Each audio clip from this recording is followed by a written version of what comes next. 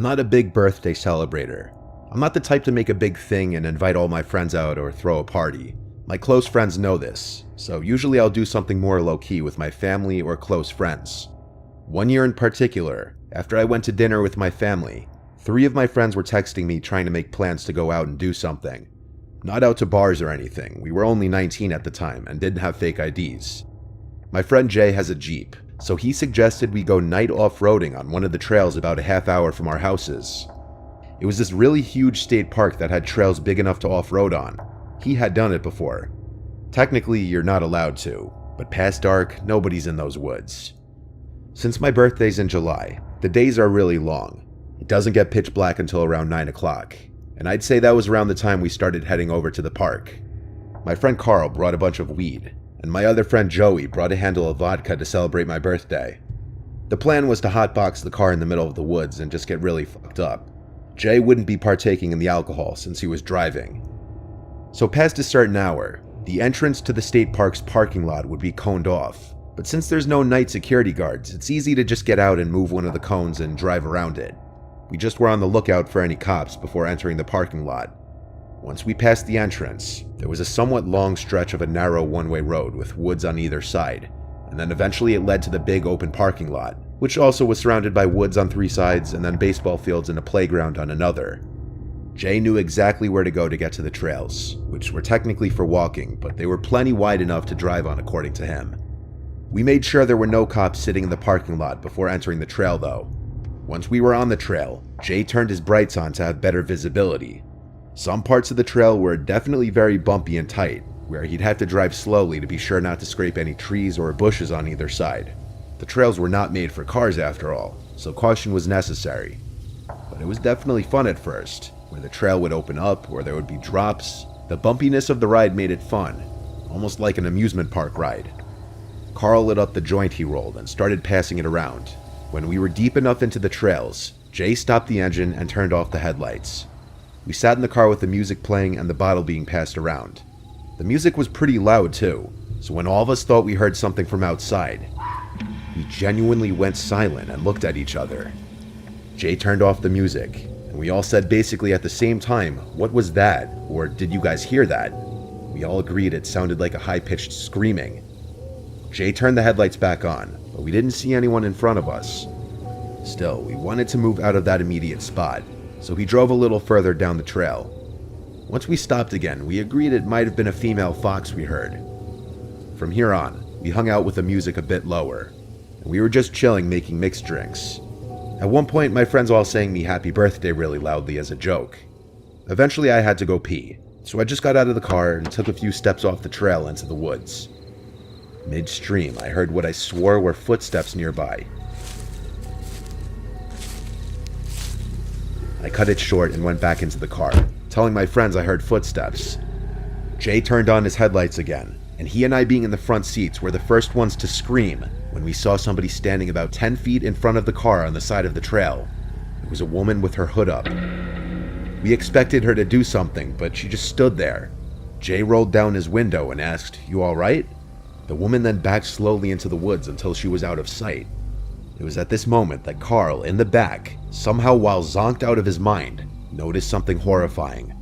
I still remember the moment he said, "Guys, we're surrounded." And all of us started looking around in the woods, and there had to be at least 3 other people dressed in sweaters with the hoods up on different sides of the car, all looking at the car though. Mind you, this was not a cold night, it was the middle of July. They were all standing right off the trail in the woods. Carl in the back seat screamed, causing us to turn around and see a man standing right outside the back windshield looking in. The red glow from the taillights created this creepy red glow in the guy's deadpan expression. I screamed, "Get us out of here, just go," and Jay listened. He put the car in drive and went as fast as he possibly could over the various rocks and bumps in the trail. We were all freaking out, and the way off that trail took way too long. But when we finally reached the pavement again through another exit of the dirt trails, I know we were all relieved. Jay, the most sober out of all of us, told the rest of us who were either drunk or really high that we're going straight home. We've thought about whether those people were just a group of young adults hanging out deep in the woods like we were, but it wouldn't explain all of them just creepily staring at us, standing still. nor would it explain one of them standing directly outside the back windshield looking inside the car, or the fact that they were all wearing hoodies on a summer night. We also realized that scream-type noise we heard most likely wasn't a fox after all, and probably had something to do with them. Either way, off-roading in those woods at nighttime was never an idea we floated again.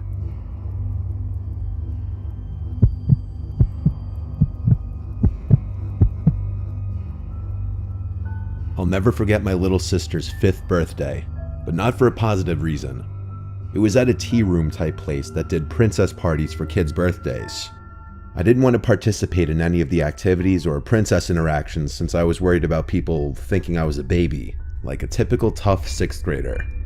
Instead, I was playing on my DS in a chair in the hallway when a random woman approached me and asked, "Hey, you're Gloria's kid, right?" Gloria is my mom's name, so I told her, yeah. This lady tells me that she's my Aunt Sarah and that I was probably too little to remember the last time we saw each other. She started talking about how big I had gotten and asked how I was doing in school. I was pretty used to these kinds of interactions with relatives, so I didn't question it at all and gave the usual answers. Sarah then told me that she brought a large dollhouse as a birthday present and needed help carrying it out of her car. She told me that she also had brought another cake and offered me the first slice if I helped her. I was almost 12, so I was taught about creeps and the fact that this was an almost textbook kidnapping scenario. But like I said, these kinds of interactions were super common in my family. I also admit that I made the mistake of trusting Sarah more because she was a woman, so I agreed to help and followed Sarah out the back door. The car wasn't parked. It was still running with the man in the driver's seat. Sarah could tell that the man being there made me suspicious, so she quickly told me that was my Uncle Dennis and started urging me to hurry with the dollhouse before the cake frosting melted.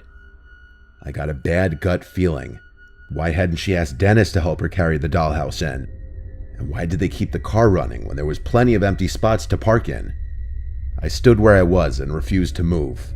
Sarah's tone became much less friendly as she was now commanding me to come to the car. Sarah tried to tug my jacket sleeve, but I swatted her hand away and yelled at her to stop. She looked furious, and for a second I thought Dennis was about to step out of the car. Thankfully, we all heard my mom and aunt loudly yelling my name. Sarah jumped in the car, and she and Dennis both took off. I ran through the back door and met my mom and aunt halfway inside. I immediately told them what happened. My mom hugged me and told me she was so sorry and that everything would be okay, while my aunt told the tea room workers.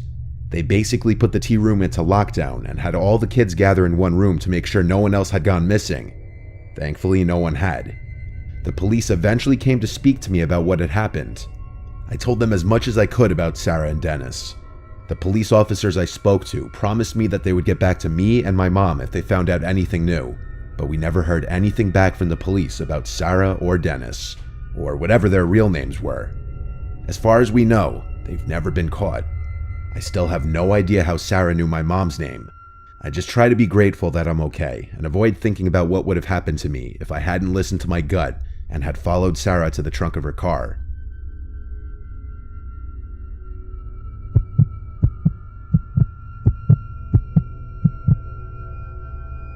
My uncle is really well off and has a really cool house on the water with a huge backyard and pool. So for my 21st birthday, he let me use the backyard to throw a big party since he was out of town for the month anyway. Since it was my 21st and I wanted to go crazy, I invited all my friends and told them to invite all of their friends, just as long as they bring their own beer. The party started at 8. My uncle had a surround sound speaker system in the yard that was perfect for parties. I just plugged my burner phone in and put on a music mix that was good for parties. I told everyone that I invited to stay out of the house though unless they were going to the bathroom. It was strictly a backyard party. I quickly realized there were more people than I was anticipating. Almost all of my friends who I invited showed up, with extra people accompanying them.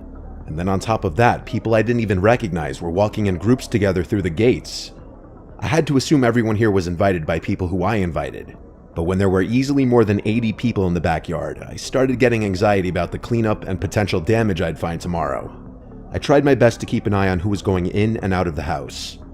It was a long night though, and being the birthday guy, I did get distracted often. The party got way more crowded before it started to slow down, and eventually police came and shut down the party because multiple neighbors complained. So I had to tell everyone to leave except for a select group of my friends. There were about 10 of us left outside by the pool, and these numbers dwindled down until it was just myself and my friend Rob. My uncle told me I can't have anyone sleep over, but honestly I didn't think it would hurt if only Rob stayed over. He was blackout drunk anyway, and would easily just pass out on the couch. I walked him inside, then went back outside to lock both gates, then locked the back door. By the time I got inside, Rob was already sprawled out on the couch in the living room, and anytime I'd attempt to talk to him asking if he's asleep already, he'd just make a half-effort groan sound. So I left him there. I checked the bathroom to make sure it wasn't too dirty, and minus a couple empty beer cans on the counter, it wasn't bad. The cleanup wasn't going to be too bad tomorrow with the help of Rob. I went upstairs planning to sleep in one of the many bedrooms, wondering why my uncle was so strict with no one staying over when there's literally 4 extra beds. The 2 fancy stairways in the giant foyer led up to an upstairs balcony that overlooks the foyer, and then a bunch of bedrooms and 2 bathrooms and another living area. I brushed my teeth with my finger in the upstairs bathroom and went right to sleep. I was drunk too, so I fell asleep with ease.